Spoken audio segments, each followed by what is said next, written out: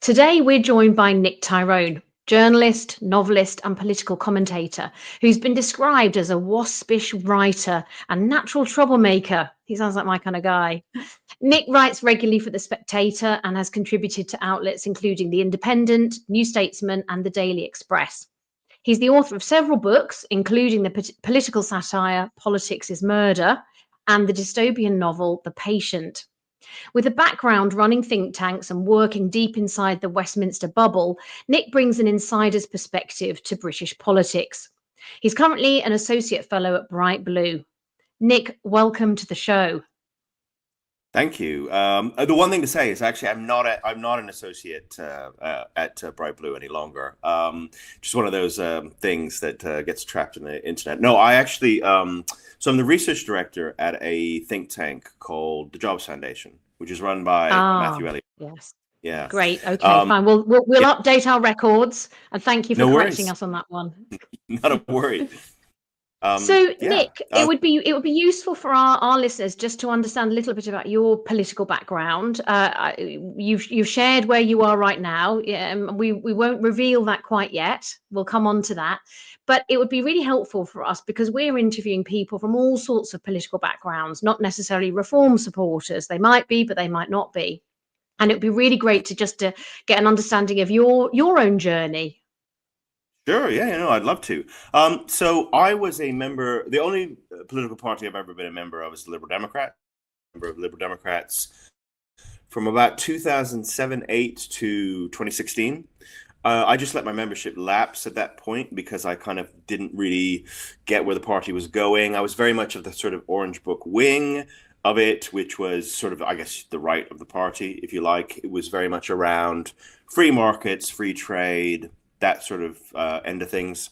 And I sort of felt like it was just going in a leftward direction that I didn't really understand. And the amazing thing when I look back on 2016 and having let my membership lapse is that I thought that my perception of Lib Dems being too being too left wing in 2016, and how much further to the left they've gone in the succeeding decade. So let's see, like things that I did.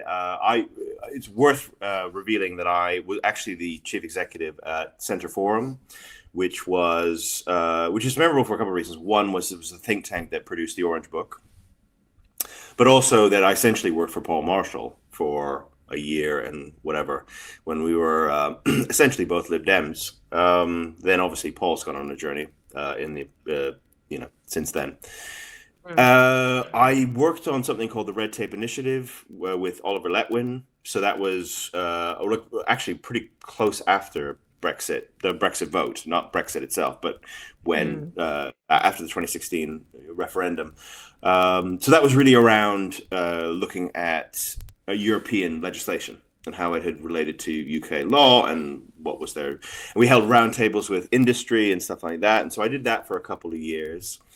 And then I really shopped around a lot of the think tanks. I actually think one of the things that is well, I don't want to say it's unique in my experience because that's probably a bit facetious, but probably rare is I've worked for a lot of center left and center right think tanks. So, for instance, on the center right, I've worked for Onward. I've done those are my more extensive ones. Obviously, working with Matthew at the Jobs Foundation. I mean, it's cross-party, but I'm working with Matthew. And then on the center left, a whole range of them. So there's that. And then I think actually one of the things that I think about my politics over the last couple of years that's been big is one of the things I've been doing with the Jobs Foundation is traveling around the country. And I've particularly been to some of the poorest parts of the country. So I've been to Teesside quite a bit, Middlesbrough, Hartlepool, Redcar. I've been to Rotherham a few times, Rochdale, spent some time in South Wales, the valleys, Swansea, and I think it's actually had quite a profound influence on my politics because I think it's this kind of idea. I live in London. You can be in a bit of a bubble. Obviously, I was in the Lib Dems. I'm around a lot of very liberally London types. And it's interesting when you've been somewhere like Hartlepool for a week, and you spent a week in Hartlepool, and you go back to London, and then you have conversations with your sort of London liberal friends, and it's like, you sort of get this. You really start to understand that they are living in a parallel world to a lot of people in Britain. And things like I stayed in migrant hotels, as in I booked myself into a hotel and then found out once I was there that it was a migrant hotel. And then you'll be there and it's all these young guys, usually 18 to sort of early 20s. And then you're back in London and you're watching Question Time and you've got a Labour minister talking about how it's all women and children in these hotels, and you kind of go, oh, okay. I mean, this is interesting. Yeah. You Well, what you're yeah, seeing is some of the lived reality, isn't it? You've seen yes, across the UK by travelling, by getting out of London, not just yeah, Westminster, but some of the other suburbs as well, seeing how other yeah, people live. And mm, I live on the border of North Staffordshire and South Cheshire. Cheshire, yes, very affluent county, lots of very, very high net worth individuals. There's lots of farming, very mm, rural. But North Staffordshire, Stoke-on-Trent mm, is the big city down the road. Lots of right, poverty, lots of deprivation, very much a working class environment.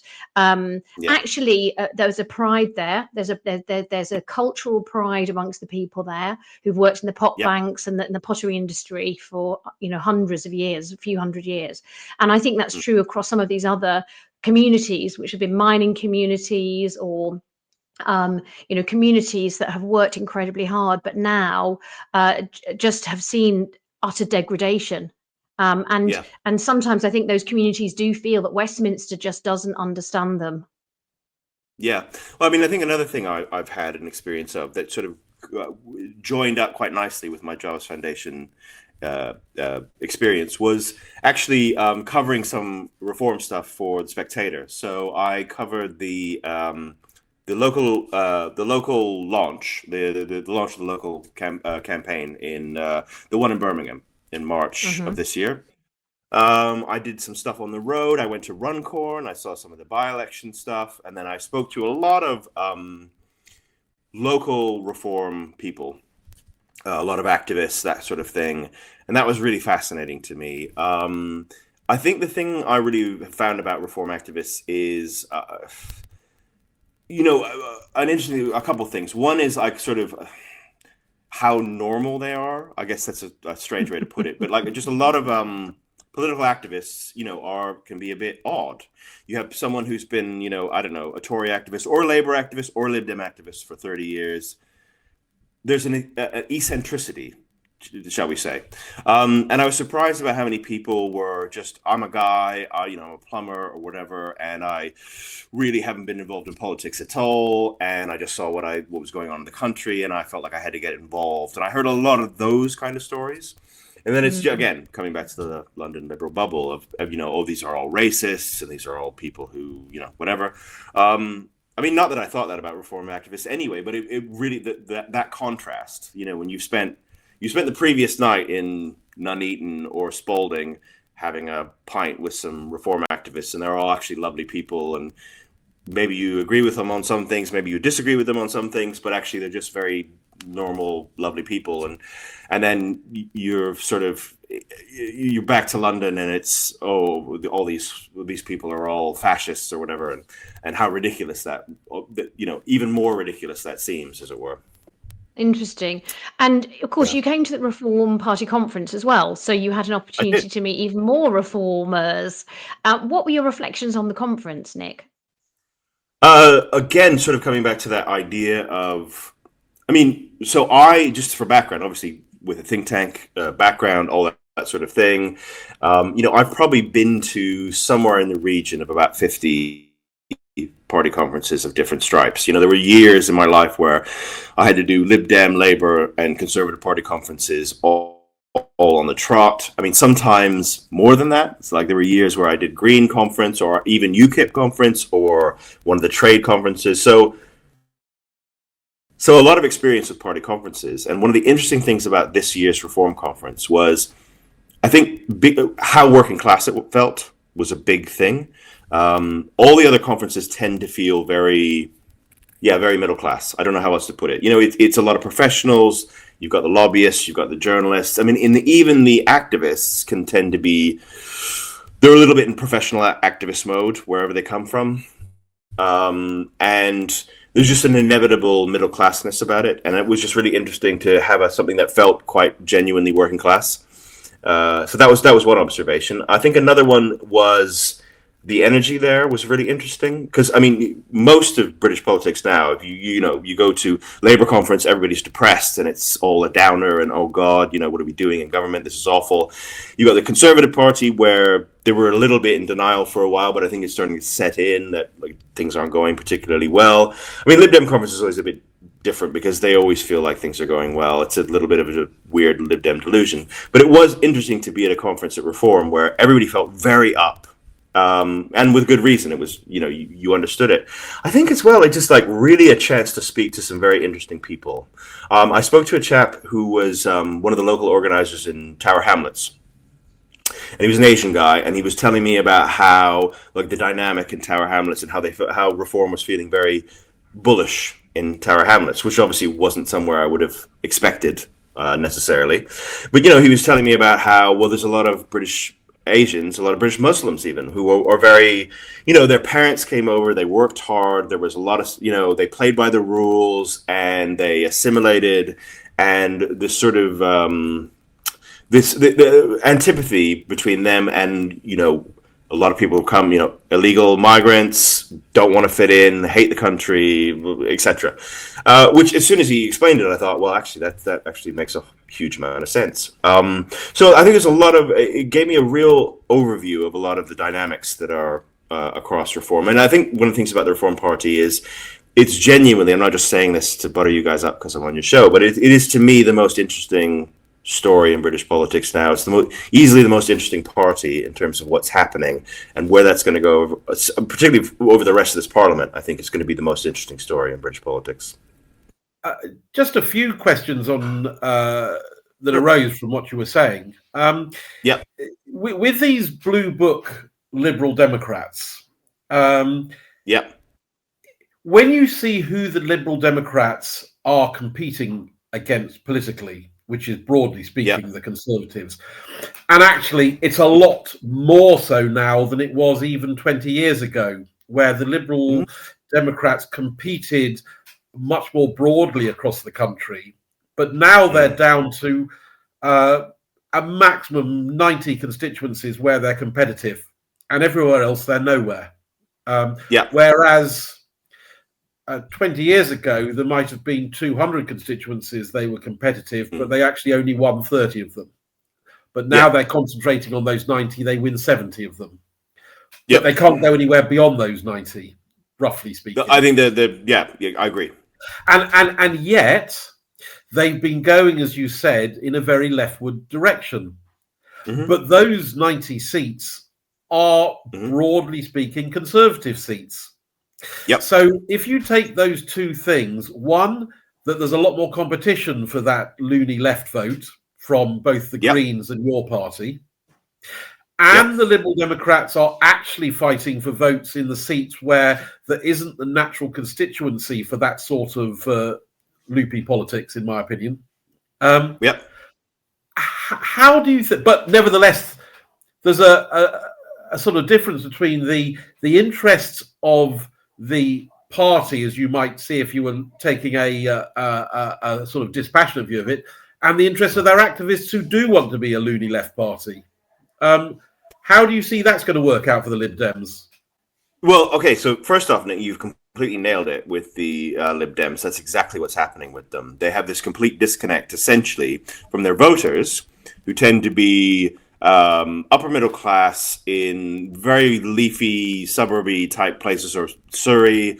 I mean, they're basically ex-Tory seats, as you rightly pointed out, and very much, actually, lots of cases, ex-Tory voters. And essentially, they're like Tory Remainers. That's really what they are. I think they have a kind of ignorance most of the time about what the Lib Dems actually are or what they stand for. I mean, the classic one is actually like with, I live in a nice part of London. People know me as the politics guy, and I, write about politics. So they ask me about politics, and then we chat about it. And I mean, it's really interesting. One guy said to me, one of the dads, one of the local dads, was like, "Oh, well, the Lib Dems. The thing that's great about the Lib Dems is they're just so in the center on everything. They're on the center of everything. Like, they're in the center on trans rights. Like, they have a perfectly balanced position. You're like, the Lib Dems have a completely loony left. I mean, they're so far left on that trans stuff. It's insane. I mean, they might be the most left-wing party on that stuff, genuinely speaking. I mean, probably with Zach Goldsmith coming to the Greens, that's they probably give them a run for their money. But I mean, for a very long time, I think the Lib Dems were far, on loads of stuff, they were the most left-wing party. And so I think they rely to a large extent on the ignorance of their voters, essentially just going, well, I don't want to, I'm not going to vote for Labour because I don't like them. I don't like the Tories, and I'm annoyed at them for lots of reasons. They are not natural reform voters, and so they're sort of parking their vote with the Lib Dems. I guess the question is, can they keep doing this? And I keep thinking, no, they can't, because, time will catch up with them, reality will catch up with them. But then I sort of wonder if that's the case, because if the Conservative Party is going to continue to fade, which I think they will, that's my general sense of things, I don't really see them recovering anytime particularly soon, particularly under Kemi Badenoch. Where are those voters going to go? I mean, they're certainly not going to vote Labour. They're not going to vote. I mean, it's almost like, in a weird sort of way, I almost think some of them might actually vote Reform before they'd vote anyone else, but probably not in any great enough number to swing any of those seats. So what you're going to end up with is the Lib Dems holding on to that seat, but mostly by default. That's what I think. Just mostly because of the craziness of, the current wave that we're swept up in of change. I think the Lib Dems probably hold on to a lot of those seats just by pure default. Do you think, and this was really what I was sort of edging at before, that the logic of their position of where they have put themselves politically doesn't lend themselves to those seats, and that actually what that gives is a window of opportunity for the Conservative Party that I do not think is going to outcompete Farage on Farage's territory, but Agreed. Nevertheless could compete for the former Conservative voters who've gone to the Liberal Democrats, the Conservative Remainers, you might say. And if a different leader of the Conservatives was to focus not on fighting the battle that they're going to lose, but fighting a battle that they could win, that actually you might see, because the Liberal Democrats won't go for the blue book approach, which would probably lock those seats up for them, that the Conservatives could fight back, and actually you'd have a sort of merge of, I don't know which the name of the party would be, but a merger essentially, philosophically, of blue book Liberals and Remainer Conservatives, locking up those constituencies as a niche in the country. I genuinely think if the Conservative Party pivoted away from what they're doing, which is basically just being a very disappointing, very poor, and actually ill thought out version of reform, that won't work. And I don't think that will ever work. And they became a sort of John Major, Heseltine, sort of that kind of thing, right? Just, very pro, Western Alliance, very pro market, really trying to pivot back to business, trying to get the Remainers, basically.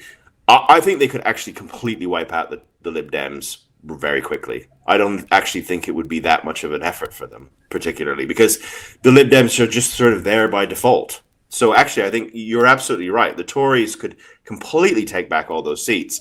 And if I was a strategist for them, I would say, I think you're better off doing that, because at least if you can get all those seats back, you can probably hang on, right? Because that's what the Lib Dems have 72 seats. If the Tories manage to hang on to anything like that, I think at the next election, just anything north of 50, then they hang on as a political force, right? That who knows can ride, one day in the sunset. I think as they're going now, they genuinely could be completely and utterly wiped out. To the point where they have like 10 seats. I don't think that's in any way unrealistic. I genuinely don't, because I just think they're not going to make any headway in any of those places. They're going to get completely wiped out. That somewhere like, a lot of the northern seats are just going to go to Reform, and the Midlands as well. And where are they gaining seats, where they hang out? I just feel like, the Tories are hiding to nothing now. And you're absolutely right. I think if they pivoted more towards a sort of, however we want to describe it, a one nation-y kind of very wet Tory thing. They'd get all those, those middle class, people who voted Lib Dem last time. Sorry, definitely. particularly because, and this is my last question on the Liberal Democrats, previously within those 90 or so seats that they're competitive, of which they took 70 or so, they were only up against the Conservatives, and they were the recipient of the none of the above vote. But next time round, the Greens almost definitely, and in a few of the seats, even your party, will be competing on the same turf. And the more sort of hairy Liberal Democrats might go for them. And once your vote gets split a little bit, then that does make it much more competitive for the Conservative comeback if they take that approach. Totally agree. Completely and utterly agree. 100%. I think that, as you say, should kind of be, I think the Tories should be thinking about this a lot more, because you're absolutely right in the sense that if the Greens keep growing, and anything could go wrong there, and the left always have a way of destroying themselves and all those caveats in there. But, you know, Zach Polanski, I mean, to all of us on this call, his politics are just utterly bonkers and weird, and we don't, what the hell. But obviously he's reaching some sort of audience that feels alienated by Labour. And, you know, and I actually thought for a long time that someone like Polanski could come along, someone youngish who says all the right things, you know, ticks every box, and is, you know, at least reasonably articulate and charismatic enough to just do all that in a kind of reasonably presentable way, that you would end up, Labour would have a real problem, because Labour actually could end up in a situation where, a bit like the Tories, actually, they're just completely squeezed, right? They're not actually left wing enough for the young, for the real lefties. They've got the Greens. They're thinking, well, we're going to go that way. And they're sort of trying to cling on to this idea of having sort of even center-right voters who maybe voted for them last time, who, I mean, why would they do that, actually? And I think actually one of the things that could happen, I mean, this is a bit of a stretch, but hear me out. I think one of the things that could happen for reform is, I was talking about this the other day. So imagine this, right? Starmer's, I think, in a lot of trouble. And I think the budget's going to be very bad for him, and the May elections are going to be very bad for him. And at some point, you know, they're going to think about getting rid of him. Now, if they get rid of him, you think about what happened to Angela Rayner. Now, I don't say that completely takes her out of the mix, but it to some extent really hurts her possibility of becoming leader of the Labour Party. And if you look at the current PLP, the Parliamentary Labour Party, who's the most likely leader? And you'd have to say it's probably Ed Miliband, in terms of experience, in terms of, you know, positioning with the membership. So just you've got an Ed Miliband as Prime Minister, who would, I just want to be clear, would be a complete disaster. I mean, if you think Starmer's bad, Ed Miliband would be like a whole other level of unbelievable badness, right? And Nigel Farage will be able to say, look, at the end of the day, it's going to be some sort of Ed Miliband, Zach Polanski government running the country, which will be horrible to a lot of people, or it's me. And actually, I think a lot of people whose politics are nowhere near, like just not really in a Nigel Farage sort of space, will kind of go, that's what I've got to do. Like I almost feel like I don't have any choice. I know everybody's talking about tactical voting against reform, but I think there's a certain situation that's not unrealistic where you actually start to get tactical voting for reform. Yeah, I think that's very, very likely. And I think the next 6 to 8 months are going to be absolutely critical to decide how that's going to pan out. And I think you're absolutely right, Nick, that we have a very fractious and disrupted political party system now because of what's happened since Labour got in on a wafer thin majority, and yet a landslide. And I think that kind of contrast in people's minds feels very weird, that they had a low share of the vote because of course the turnout was low, and yet they won a landslide victory, and it doesn't make sense in people's minds. And of course the policies that they've enacted have just made things much worse. I'd like to talk to you a little bit about something we referred to earlier rather secretively, about where you are right now, because before we started recording, you shared your location. And this is a very good bridge, of course, from talking about Ed Miliband, the Minister for Net Zero, and utter destruction of the UK is how I bracket his title. Tell us about where you are and what you have been exploring and discovering in that location, Nick. Yeah, certainly. So I am in Aberdeen, Scotland, looking at the energy sector in Aberdeen. I mean, as some people may or may not know, Aberdeen's big industry is energy, oil and gas, traditionally.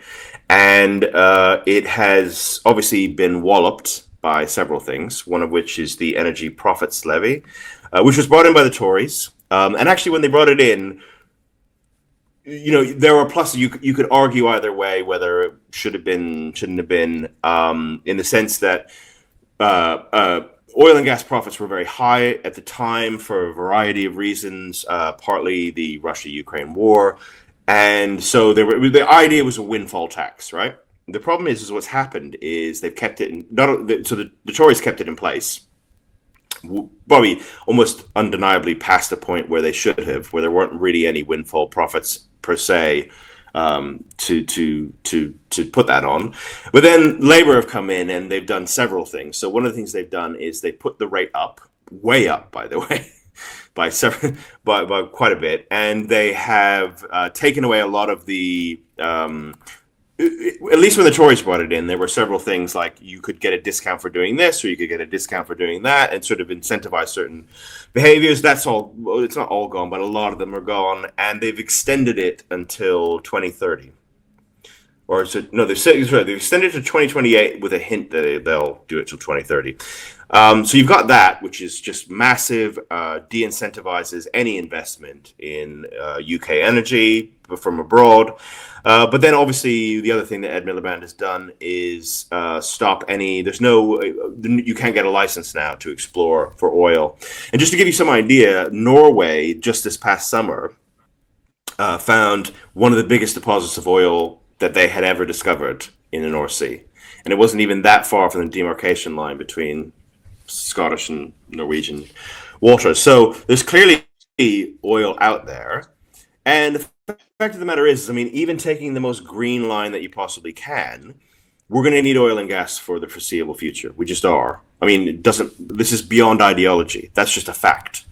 And the idea that we're going to wind down British oil and gas industry, which will cost, I mean, a lot of jobs. We're talking like 200,000 odd jobs across the country. I mean, heavily located in places like Aberdeen, but you can go throughout a lot of the country. I mean, it's a huge industry in the UK.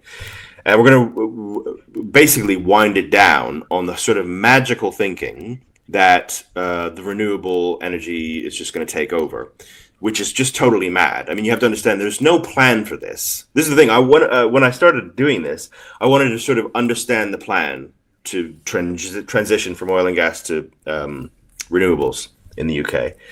And essentially, there is no plan. It's just a sort of magical, like, ta-da, this will happen, and it will all... It's purely ideology. It's purely ideology driven by a desire to control.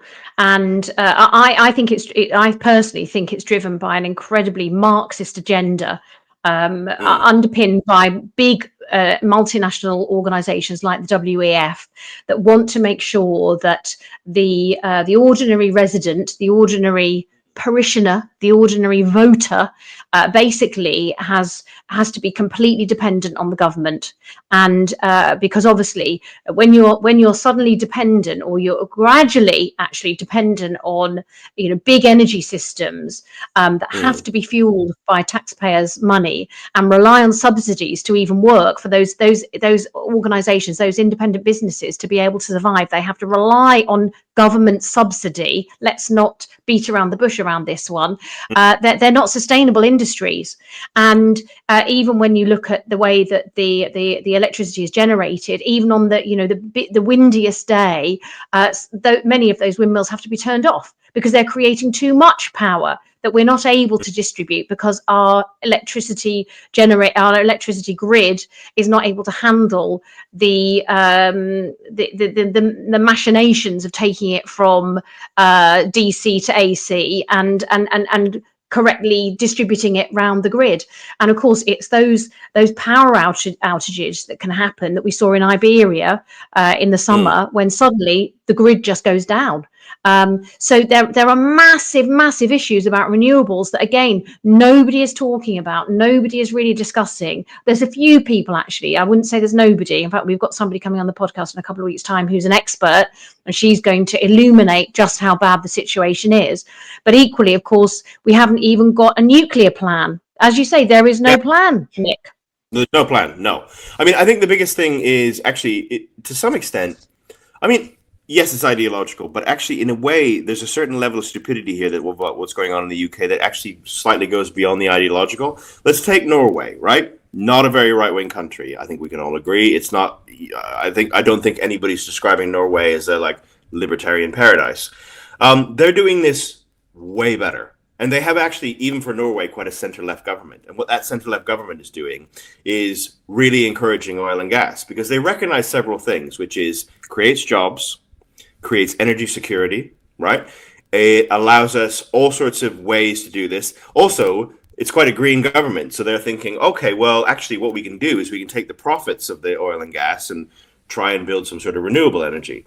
And this is what I want to stress about what's happening in the UK. It's just, it goes beyond any of that. What's happening doesn't make any sense at all. You're basically, and essentially in Norway, you've got a thriving oil and gas sector. And actually you have, for what's happening now, at least, in terms of how good these things can be, it's actually got quite a decent emerging renewable sector. We don't have either of those. Basically, we're winding down the oil and gas sector, right? And we don't really have a renewable sector. So we're basically killing one industry to try and build up another that, in the greatest sense, in terms of genuine jobs and GDP and all the rest of it, certainly doesn't exist, at least yet. I mean, if I'm being, politically centrist here, it doesn't exist yet. So, and the amazing thing is everybody's in agreement with this. So the renewable companies are in agreement with this up here. The trade unions, everybody. So it actually goes beyond left, right, axis, whatever. It's what Ed Miliband's doing. I mean, to be fair, he's there's some sort of continuation with the last Tory government, but just the way government strategy is going on this is it boggles the imagination. It really does. I mean, even beyond ideological kind of ideas, I'm still quite taken with what's happening. In terms of the cognitive dissonance on this, you mentioned the Conservatives are implicated, as they are, alongside Milliband. Perhaps you just give us your view. You've just talked about Norway, on the Scottish National Party, which seems to be at least as delusional as Mr. Milliband. Well, not only on energy, but also on trans rights as well. But anyway, just say a word or two about the SNP and their position. Sure. I mean, the interesting thing about the SNP in this is they are in their favored position, which is essentially they can blame everyone else. And in fact, in this case, they sort of can to some extent, because essentially very little of energy policy is devolved. And the way they will get involved, the SNP, is they will open some... No, I agree. I agree with that. But what they'll do, right, is they'll spend a reasonably small amount of money opening a kind of energy trend, some sort of green something or other. And then they will go, well, we're trying our best. So what can we do? We if we were running the energy policy within Scotland, everything would obviously be brilliant, which in my opinion, it wouldn't. But let's just leave that to one side. They can kind of say, well, this is all Westminster's fault. And it's one of those cases where, to some extent, they can get away with that, is what I would say. So that, I mean, that's at least what they're not taking. They could do that, but the thing that I find peculiar is I don't get the impression they are doing that. Although they've got a get out of jail card to be able to argue it like that, they nevertheless have consistently over the last 5 years been actually pushing the green agenda as far and as hard as they can, and haven't been a voice. But what I'd say is that you're right, but to some extent that is classic SNP stuff, which is basically they can push that stuff and they can push it in an ideological sense, But ultimately, they can always say, well, we're not actually responsible for this. So it's not our, whatever happens, it's not our fault. That's really it. So they can kind of play the good guy role of, hey, and they can push it really far. But in a sense, what they can then do is just take a back seat and say, well, it's not us, it's Ed Milliband or it's whoever. You know, if we had run this, it all would have been great. And so yeah, they basically, it's a classic SMP. They kind of, you know, have the cake and eat it too, basically. That's what I think. Sloppy shoulder syndrome. They're not actually using that excuse, though, are they? Well, no, but I think they will. No, I think they will, because I think for the time being, you have quite a left-wing policy in terms of what Milliband's driving, right? So for the time being, they can kind of sit back. But then when it all blows up and it's all a disaster, that's when they'll use that. That's my prediction. You describe it as left-wing, but I mean, I think really this isn't an ideology. It's more of a religion. And the adherents of this religion cover, in traditional left-right terms, quite a broad spectrum. And there were certainly, for a long time, true believers in the Conservative Party who were pushing. I mean, Mrs. May, for a start, who kicked us off down this line. So I think it can be misleading describing it as left-right. Oh, you're probably right. No. Yeah. The other thing, if we've done it on energy policy, is how you think that will all bear on the Scottish parliamentary elections with their split regional list constituency electoral system come May next year, before we turn to Wales. No, absolutely. So I would say that it depends on a lot of factors. I'm really fascinated by how reform might do. I mean, if I was advising reform, I would say I would go really heavy on energy, but I would probably go light on the ideology around that. That's just my suggestion. What I would say is, instead of really going net zero, I understand that. What I would say is really focus on the jobs, really focus on, you know, really go, the SNP are just playing handmaiden to what Milliband's doing. There's going to be thousands of job losses here. You're all going to lose, you know, this is going to devastate whole communities. I think actually that would be a really powerful reform argument. But anyway, that's just my opinion. I think the other element of that, Nick, of course, is the economic argument. You can make a case very strongly for the economics of it, regardless of the ideology. That you know, going back to Norway again, they're a net exporter. Their GDP is much their debt to GDP is much lower than ours is. So in terms of their economic strengths, whatever their political leaning, the economy is in a much better shape. So therefore, you know, if they do decide they want to invest in some of these other more renewable technologies that perhaps reform wouldn't support, to a certain degree, that's irrelevant, because they've got the money to do it. One of the problems is we are broke as a country. We are bust, and because of that, we have to look quite strongly. We have to make that economic argument, and I think to me that's where the strength of reform comes in, because we've got so many people who are very economically educated and understand exactly where we're up to, and have got a very strong reasoning and understanding of what needs to be done to bring the UK back from the brink economically, and energy has to be part of that. Well, energy has to be part of it, no question whatsoever. Yeah. What's your bet? Yeah. I mean, it's some way out, but on the outcome of the Scottish Parliament election, do you think, like I do, that Reform are nailed on to be the official opposition? That's a great question. Nailed on, I don't know. There are several variables.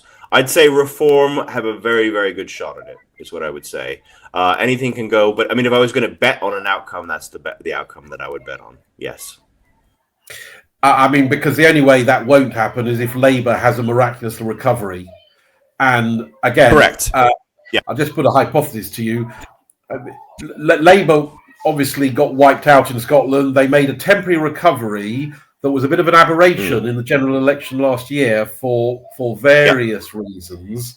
So could you just turn your mind to that difference between the entirely first past the post system for the Westminster election and the proportional approach to the Scottish Parliament election with the split list system. Yeah, sure. So it's a mixed.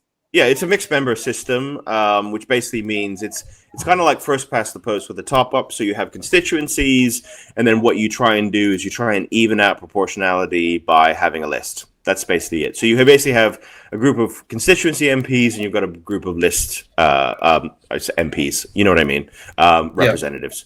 So that's the Scottish system.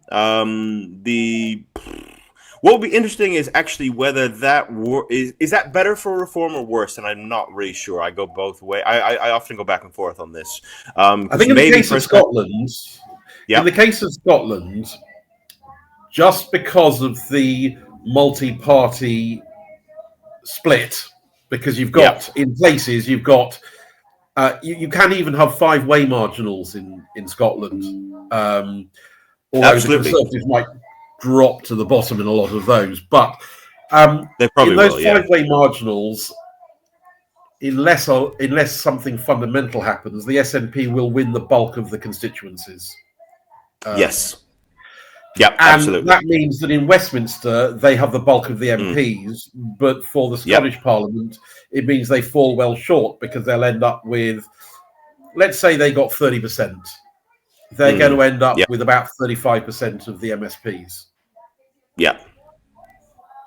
But they'll overperform, but no, they won't overperform by the same proportion that they would do in the Westminster election. Correct. Yeah, I think that's correct. I think that's correct. Yeah. I think I get what I get what you're driving at. Basically, what you're saying is, okay, the SNP take most of the constituencies, which is essentially first past the post. But then, when the proportional bit kicks in, actually, reform should be able to do pretty well. Is that what you're saying? Well, yes, but also in Scotland, I stand to be corrected, but I think you actually put 2 different votes on the ballot paper. That's one correct. For the constituency and one for the regional list. That's right. And people do split their vote so that they go SNP first. And so the question is, if you're voting SNP, because we do know that reform is taking votes off the SNP, but perhaps they might take, but obviously other SNP voters might be more interested in splitting.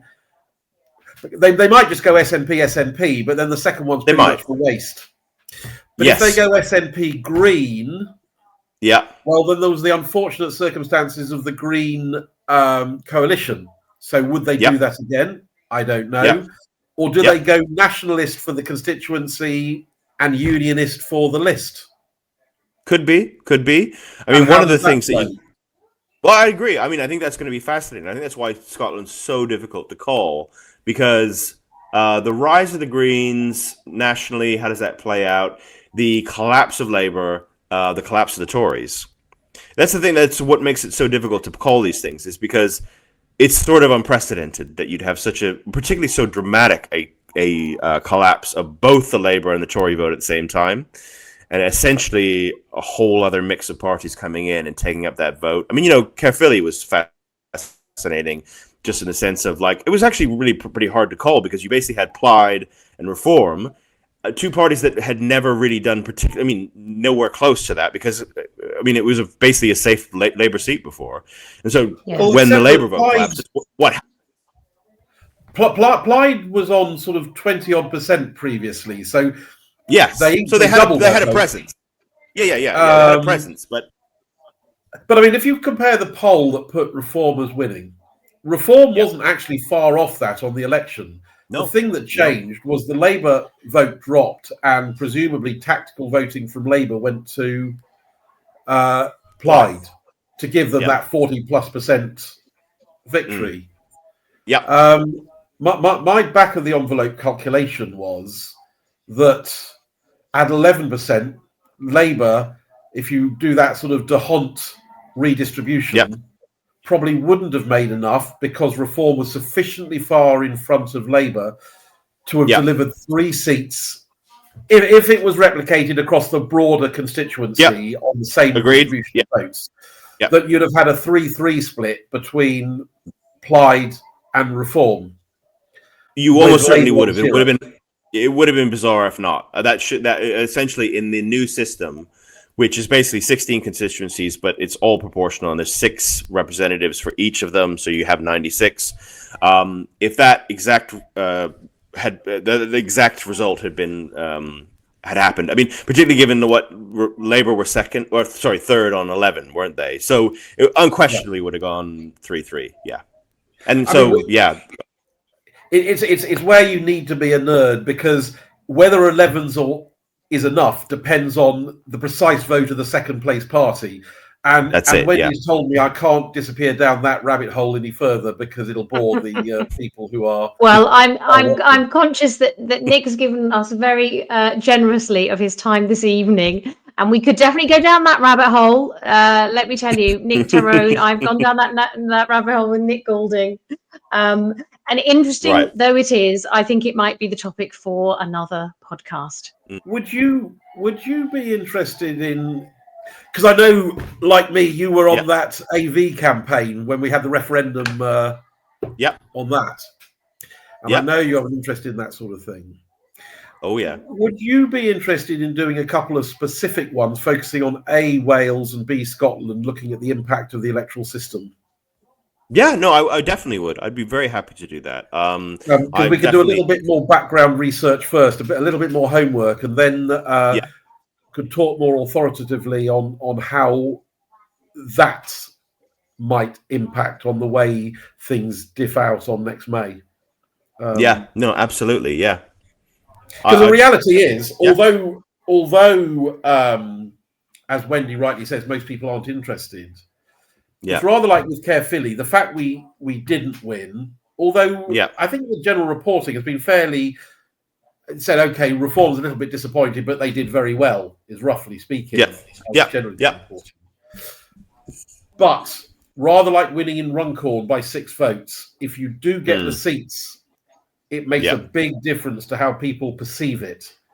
It does. And so these 2 proportional systems will be very influential in the narrative as we go forward from next May as to how people see things positioning.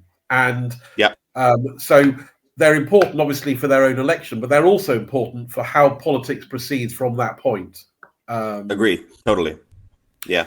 So if we park that one and we can make another date, and if it's so boring that no one else is likely to want to listen to it, well, we can have a good conversation ourselves. Exactly. I'm up for that. No worries. Yeah. Fantastic. Brilliant. Well, thank you very much. All right.